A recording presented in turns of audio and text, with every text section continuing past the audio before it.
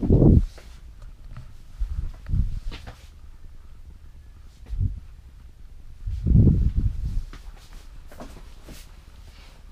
what's up, y'all? This is Daryl D, and this is the first video edition of Digger's Delight on the blog, The Great Adventures of Daryl D, aka God Made Me Funky. Right now we got Siek in the place. What's up, everybody? Yes, sir. And we're gonna check out some of his collectible joints, some stuff he want to share with us. Make sure you check out the blog, God Made Me Funky, aka The Great Adventures of Daryl D, and you can check out other stories and interviews under the Digger's Delight title, and check out real rare collectibles from cats all around the country. So we're gonna get into it today with my man Siek. He's gonna show us some of his collectible joints, some of his rarities, and some of his special items for us today. So what you gonna start us off with? Well, let's first start. I want to say thank you, Daryl D, for having me on. I follow the blog. I love everything that you post, following the adventures of. So thank you for that. What I do want to show first, I recently was able to purchase a couple of these all-city trains right here, which they come blank. So this would be done in just like a silver finish, and I was able to get part TDS. This is a legend from New York City subway riding days. He was a prolific writer, Spanish Harlem. I have his book as well too. I'll showcase some of that, but I was fortunate to meet him, paint with him, and this is one of the pieces that I was able to purchase from him as well too. So the cool thing, the reason why I wanted to show this is this all-city train is a two-part. It could be displayed where you have the pieces that'll mount onto your wall, and you can display it as a half piece, or you could take it with like this secondary piece and put those pins in there, and now it'll snap together and make a complete whole-scale train, or subway car I should say, because it's not a train, subway car. So the second person is my man Sar, TMB, the Master Blasters, and he also is living out here, another legend. Put me down with the Phoenix chapter of the Master Blasters. We paint often down here together. So this is another great piece. I love having stuff like this in my collection. One of my biggest things is like the history and graffiti of New York, LA, you know, all across the world, especially in AZ as well too. But I love having stuff like this. This is like, to me, these are like those relics that you just don't come across just anywhere. Super hard to find, even harder to get the people on them and stuff too. So those are those. And I just recently got those not too long ago, so I'm super excited. I haven't even got a chance to display those at all, you know. But those are the most recent. And I remember you were asking about some cards. Yes. So this was a complete set right here, and these are the E.T. Yep, movie E.T. cards, and that's what is that year right there? What is that, like 80? Ooh, I can't even see that close anymore. 82. So it's like 82. But yeah, this is a complete set right here. The stickers are pulled out separate, but I usually just put the deck and then the stickers in the back. Like here goes the sticker, or the, ooh, look at that, there goes the actual card from the box. I used to collect crazy cards. I had a huge collection of like Sanford and Son, Good Times. Those are really hard to find, the Sanfords. Charlie's Angels. There was like Garbage Pail Kid joints. Knight Rider.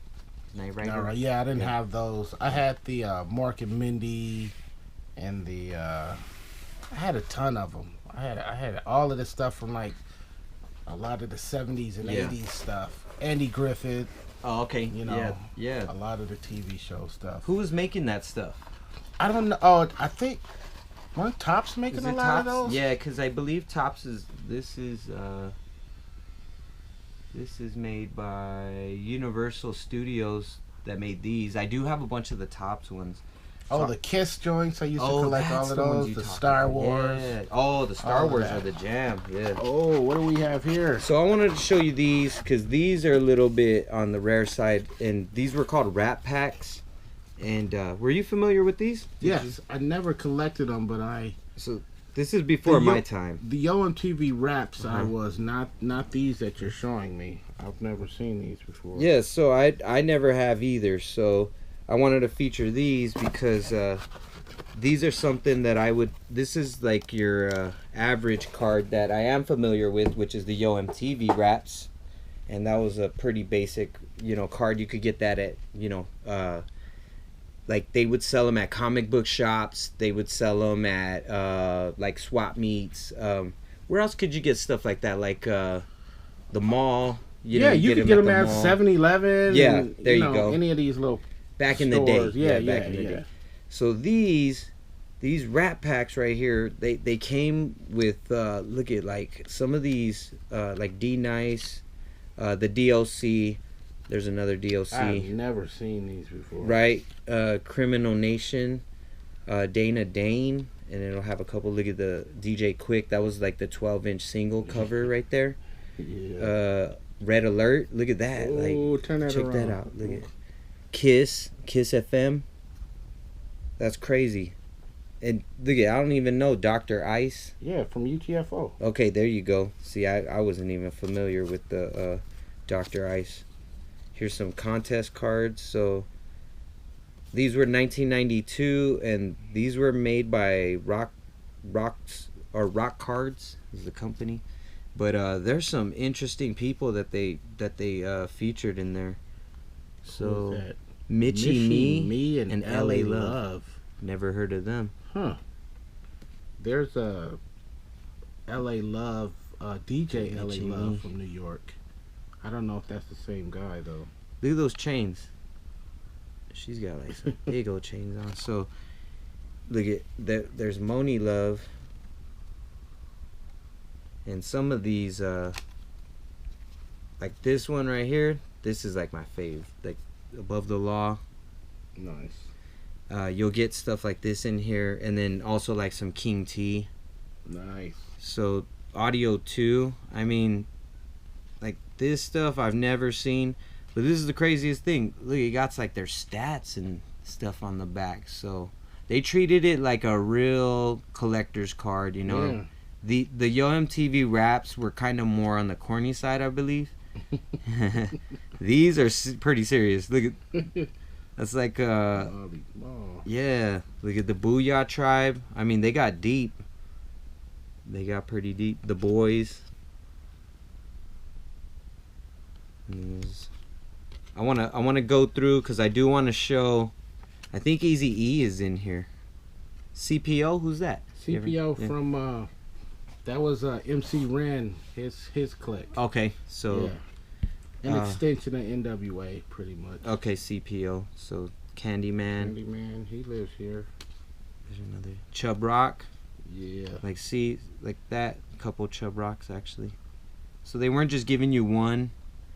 And then just to read like what it says on the back, it says hometown Brooklyn, New York, birthday May 28th, most popular record, Treat 'Em Right, 1990. The Science, Chub Rock has been. See, it goes pretty deep into, the artists and what they were about. Cool C. Look at that. Ghetto Life. Cool C. Dr. Ice. And there he is. So, I mean, like these. Trying to get that glare out. Okay, there we go. Got some Eazy-E.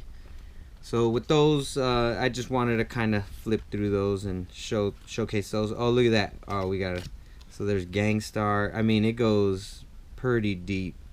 Like the Genius, Jizza. Looking pretty. The only corny, look at, I would say this is probably the only, corny person you want to.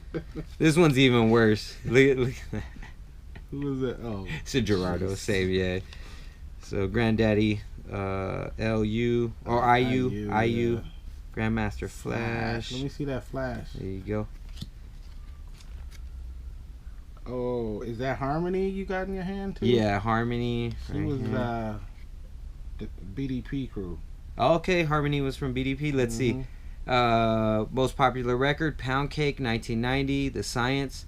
She debuted on Boogie Down Productions on Ghetto Music, the blueprint of hip hop. Impressed by her vocal ability, record companies began offering record deals to Harmony. That's really cool. It even talks about how she got into the business. Coming to America, he's rocking a Coming to America movie T-shirt. Ice-T. Oh, there's UTFO. Okay, which one is he on UTFO? Cool C. No, you mean Dr. Ice. Yeah, Dr. Ice. He is not on that picture. All right, let's see. That's the one. He's Yo missing from that picture. Yomo and Malky. All right, so Intelligent Hoodlum Tragedy. Yeah, I like that. That's really cool. Another JJ Fad. So they featured some pretty interesting. Who's Jimmy Z? Is he a producer or something? Who's this? Jimmy Z. You know who he sounds like? I believe he was on. Wow. I almost want to say he was on Techno Hop Records back in the day out of LA, but I'm not sure. This is a trip. It says on The Science, in 1991, Jimmy teamed up with NWA, masterminds Eazy-E and Dr. Dre for his Ruthless Records Atco debut, Musical Madness. Yep. Whoa! Kid and Play, Kid Frost. Let's see, Kid Rock, King Sun. Wow. There's King T. King T. There he is. Alcoholics Crew. What? How many things has he started? Like down with Ruthless from the beginning. Yeah. Like, you know, pretty much. Good dude too. I met him. Sick. I met him a couple times. That's dope. King T. I dig that. Okay. Let's go into these stickers though, cause so with every main some source, drawings. G-Rap. Ooh. See, oh yeah, there it is. Yeah, I'll definitely hook you up with some of these. I got some doubles. So look at, they even had drawings as the checklists. Yeah, I'll take them all. Yep, got it. You got it.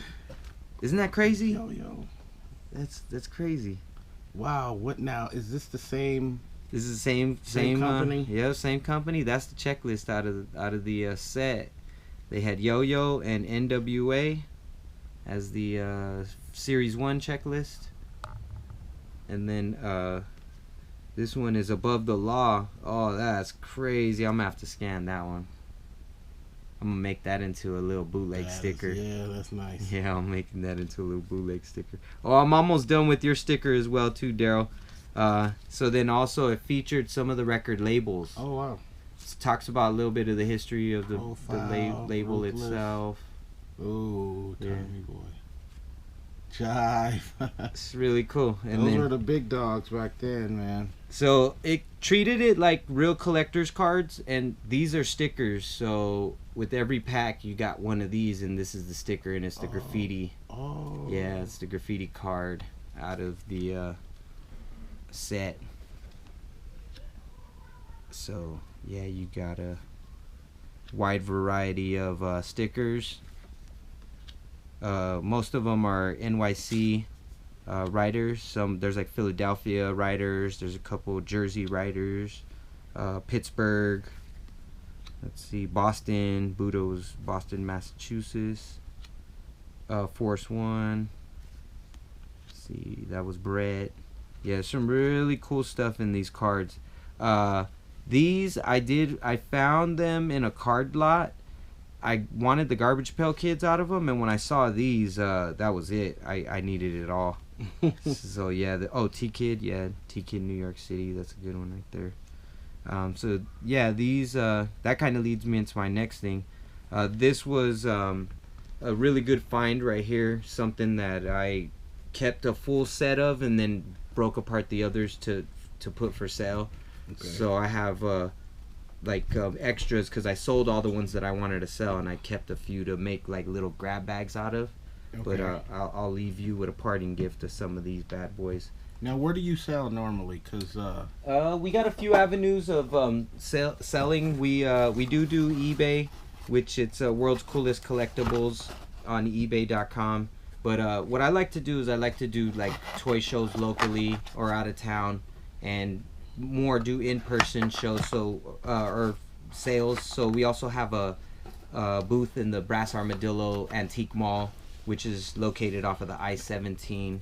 And for the record, we're broadcasting from Phoenix, Arizona. Yep. Phoenix, AZ, East Side, where today it is Sunday, and it was actually a really interesting day. Did you see the sun out there? No. It's super cloudy, and it's just like orange, real orange. So it was a real nice cloudy day for today, which is good because it's been hot. It's been really hot. So yeah, we do the Brass Armadillo though, which is I-17 and I-17 and Cactus, and we have two cases, 272 and 265, and we have new and vintage items in both of those cases. Right on. So now, what kind of stuff do you sell, real quick? We sell in the Brass Armadillo, we sell vintage toys, which would be anything from like He-Man to Transformers, G.I. Joes, My Little Pony, Strawberry Shortcake. We have collectibles from Disney, the pins, anything that we have culturally from the 80s, 90s, and today. So all the stuff that we have popular is located in there. And then in the new stuff, we usually carry the same vintage stuff, but released as like a re-release, a new limited edition item that came out that's really hard to get. So it's more of a chase on the newer stuff. Right on. Yeah, snap. All right, so we dug out what was the correct record that had the original pop out, I should say. That was inside of the record. Oh, it's upside down. Had a feeling. Okay, so what are we looking at here? So this is the Motor Booty Affair insert from the original pressing. So this is the first pressing right here. And this was a punch out. Told a little story of the Motor Booty Affair. But seriously, folks, that's what it says. Yeah, this is awesome. This is one of my favorite albums, by the way. But also this one cut in front. I just want to show this real quick. This is another. I have all these Zap pressings as well too, but this one was very special. Came from East Side Records. They hooked me up with this bad boy right here. But what it is it's got the letter as well as the photo for the group and what the album was about for that. Well, no, it's basically like the press kit. I would say it's a press kit. Yeah, I would say. The only thing is I'm just not sure who the record label or the radio station was that was supposed to get it, because it's kind of generalized.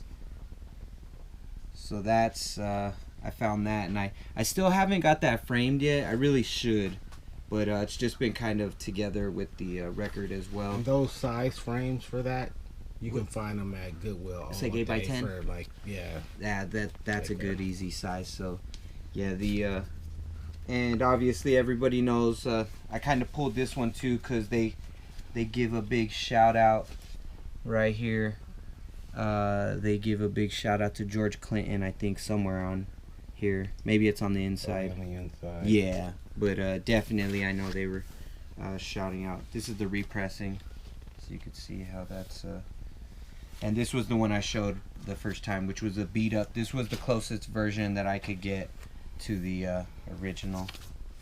And now that I got that, these are all my top pressings on the first. So this one has the booklet. And we did talk about this. This was artist was Shelby Mack, and a story and illustration was Overton Lloyd, inspired by George Clinton.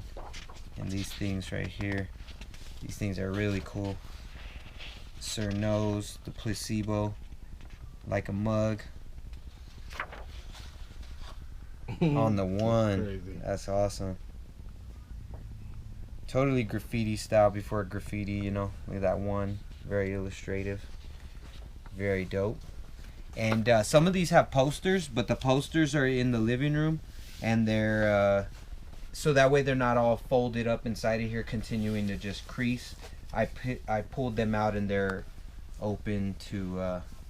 So I have 5 copies of that. Whoa. Yeah, and they're all just different reasons. Like one is like a first pressing, a repress, you know, third press. Uh-oh. Got the That's P-Funk the live? Tour. Yep. This is another record from Eastside right here. So it was a big deal right here. Big deal. There. So here's the good copy now. So that was my original from Eastside, and then I just got, you know, the upgraded jammers. So this one had a poster in it, and the poster's in the living room now. Mm-hmm. And I think there was a little mailer in there as well too. Here it is. So look at this. This is a heat press. Oh my God! Actually, I just found this for the first time right here. Yeah. Whoa! This is great. Now I'm shocked. This is my first heat press right here. Ooh. Oh my goodness! I've seen this before, but I haven't seen it in a while. Take funk to heaven. Whoa! This is crazy. Yo, this will still work. Yeah? Yeah, this will work right here. I'm a press this joint. Got the instructions on it. Whoa. All right, let's see what else is in here. Digging in your own collection. I didn't even know that was in there. Like, that was a surprise right there. But there was a poster in here as well, too. So I pulled out the poster, and I go, man, somebody got the iron-on T-shirt. And it's always happened every record that I got, like this one. I need to check mine because... Yeah. That's crazy. Okay, so let's go ahead and put this to the side because that's going to get pressed tonight. You going to use it? Oh, yeah, that's getting I'm going to Really? rock that. That's going to be a shirt that I'm going to rock. All right, so this one, the clones of Dr. Funkenstein, this one was missing the iron-on, but what it did have was the sleeve. The record's in here, too. I don't put them back in the sleeves because I tend to rip, you know. Yeah. But here's the offer for the. We should fill that out. Look at the Donna Summer on top too. Yeah, man. You know, that's crazy right there. That's really cool. So that's the offer right there, questionnaire, and there was a little there was like a little picture inside of here too, and those I take out so that way I could hang them in like the frames. But it was just a little teaser of what the album cover looked like. Right. Maybe like what the T-shirt could have been, but that was the. All these records came from the same guy, by the way. He charged me $2 each record, so $2 each, and I couldn't believe that all the inserts and everything was in it. And the guy asked me, he said, hey, what are you gonna do with those? I didn't know kids listen to records, and I was like, hey man, well these, I actually own every single one of these, but I need these copies specifically, and I didn't want to tell him why. And you never really want to disclose information before you close the deal. Oh, yeah. Because people tend to get funny. I don't disclose it at all. Yeah. That's a good one too, Daryl. Good piece of advice. But so everyone that I had just got replaced by the new version once I came home with all these bad boys. But this one was my personal copy right here. Long time. I got it Eastside Records, and then this one has the poster. So this is the poster that I have in the living room, and I was so excited to pull that poster out of there. That thing was never been pulled out before, so I just wanted the creases out of it so that way it didn't ruin. But look at that, it still has the there's a little, yeah, there's something in here. Watch, there's a artwork was always really dope on these two. And anybody that knows, you know, Funkadelic is like the mixture. There's like a few different versions of the Funkadelic group. A lot of the original ones, they kind of split off, and they did. I got that one in here too, where they did one album without George Clinton. So Right. that was on Black Sheep. But there was my original, and then the new one. And oh, how did he sneak in there? So that we already showed that one. There goes R&B, the One Nation Under a Groove, Funkadelic. So we have the Parliament, Glory Hall of Stupid, or Pin the Tail on the Funky. And this one is really cool because I've never owned this actual copy of the album, and it still had the original comic book inside of it. This was always torn out right here, and it's got that nice, it's like a splat or something like that, Like something like like a an egg or space something, huh? explosion Yeah, or something. Yeah, who knows with them? It might be an egg. something like that. Yeah, there Oh, it look is at right it! Yeah, yeah. There's that placebo syndrome, but this one was really cool. You know, there's like a number on there. I'm not sure really what that is quite yet. Like if it's a stamp to the pressing or what. But this was a good copy because I've never really found any of these even for sale. And that was the last. But what I did uncover was the this is the record where George Clinton was not a part of the Funkadelic recording of this Connections and Disconnections. Now, I know you asked if there was a, you know, like a really hot song off of here. I'm not sure what it charted at. The ones that I do like, obviously, is the Funk Lords, and then this 3-part song right here, The Witch, is a really dope song, but that 3-part, it's like really kind of the psych rock style funk, really dope, like really good stuff. So that was it's the original 3 members, so that would be let's see, Fuzzy Haskins, and the drummer, I forget the drummer's name, but it was under the Black Sheep label instead of like what is it, Casablanca, or what was the other one they were on, Warner Brothers, Westbound. So this is another Cosmic Slop album. This one didn't have the inserts or anything to come with it. It's just it is a early pressing of it, but just no inserts with it. All this artwork was crazy, just so crazy for back then. I mean, it's cool now, and it's all it's pretty weird and out there now. I mean, imagine back then. Yeah, you know, I would imagine it probably changed a lot of people's you know, perspective on what they were looking at, because this is some wild cool stuff. And when we were looking earlier and I couldn't find it, it was to the left just slightly, but this is the Craftwork Joint. Autobahn joint that matches the Autobahn matches and the 8-track. And then I got the cassette as well too, so I didn't ever get rid of that. Isn't that funny? Cats look crazy, huh? In the back seat chilling.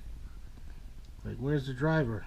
And when they first came out, I mean, they all had clean cut hair, and they were really looked like businessmen, huh? Like just straight, like rocking suits and the whole nine. I mean, he actually grew his hair out and had some facial hair, but they looked like computer like builders instead of musicians. It was just real clean cut. Man, you got some crazy joints, man. Thanks, man. Before we finish up, I saw some crazy action figures over here. Could you tell me about? Could you grab over there right by your tables? So there's these guys. Yeah, these actually, I got to give a shout out to my boy Mose. He hooked me up with these right here, and he was able to catch a case of these. He got a whole case of them, and they're urban keychains. So Okay. Urban Soul keychains, and I thought they were really cool, man. Anything that's kind of cartoon hip hop that has like flavor to it, got like a good cartoon style, you know, I support that. I think that's really dope, and I've never seen these before, so you know, to me that's something something new and different. I've never really caught anything like that out there. So he plugged me with the whole set, and he found a whole box. So I just got one of the sets. Cool. Yeah, that was a dope one. Cool. That's what's happening right there. So once again, this is my boy Siek, Phoenix representing. He's also a part of the Phoenix Funkaroos, which is a funk and boogie collective here in Phoenix, Arizona. And when you're getting down with the guys, you go by Stargroove. DJ Stargroove. Yep. You got any contact information or things you want to plug, or where people can get at you and see what's going on with you? Go ahead and plug all that.